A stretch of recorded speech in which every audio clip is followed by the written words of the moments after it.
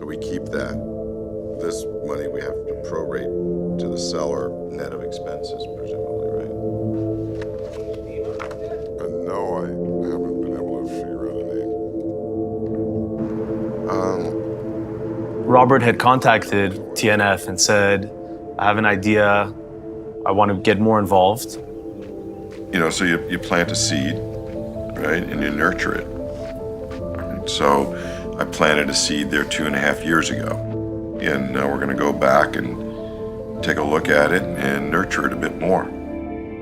What we want to do is inundate their mind, body, soul with the essence of Kibera and what's going on here. There's no doubt this is going to affect all of us. I don't think any one of us will come back from this trip without having been affected in a meaningful and deep way.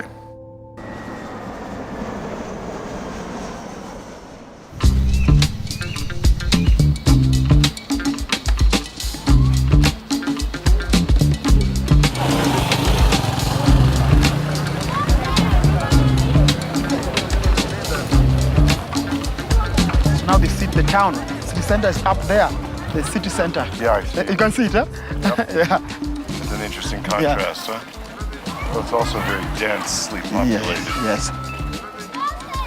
And the government came in with the electricity Yeah, this is last year. last year. Yes.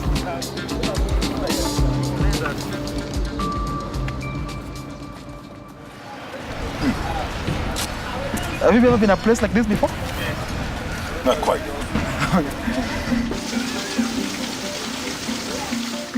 Being Africa's largest slum, there's issues of sanitation, there's no water.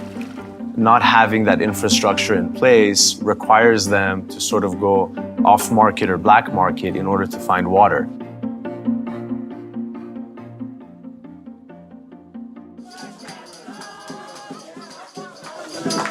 This is how participatory philanthropy works.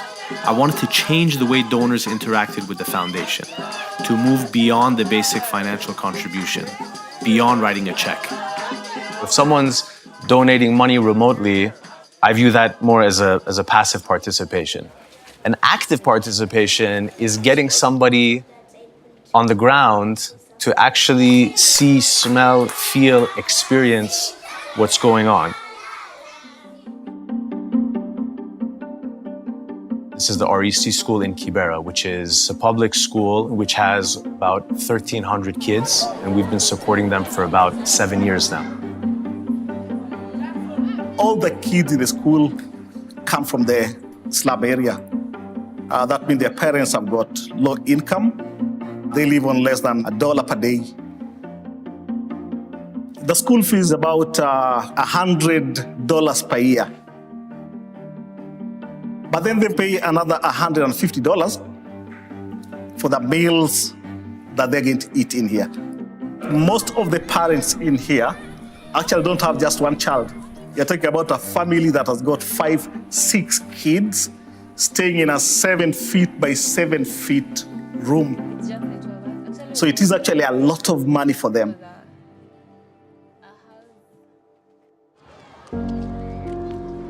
When we were discussing with Robert and I gave him the background of this is the REC school, he was very inquisitive. He started asking about their needs. One of the biggest areas of need is water. It constitutes oftentimes 20 to 30% of their monthly expenses, which is unthinkable. There's an opportunity cost to that because that 20 to 30% that a parent has may restrict her from being able to put a child into school.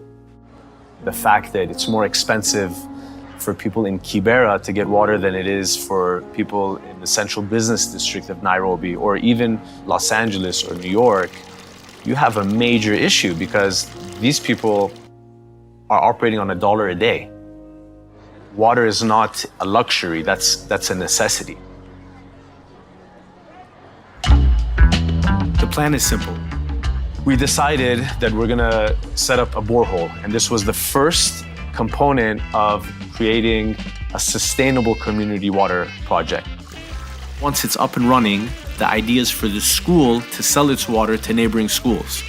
Essentially, this will result in the school saving over $7,000 a year in water fees and bring in an additional $13,000 a year in new revenue. That's a lot of money, especially for a school in Kibera.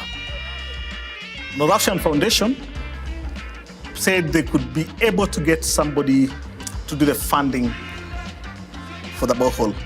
The pump is at a depth of about 170 meters? Yes. So and it's inside the casing? That one would come, yeah, that's inside the casing. So it's relatively small then, right? When It's got- Robert asks questions, it's not topical. He'll have a multi-layer, 6 degrees into getting to the essence of what needs to be asked. On a per student basis, without boarding, approximately how much water per day? I knew that to bring that mind into Kibera was inevitably going to just start shaking things up. It's not just about 400,000 kids. This is going to cut across lots and lots of kids, lots and lots of parents, and lots of households in here.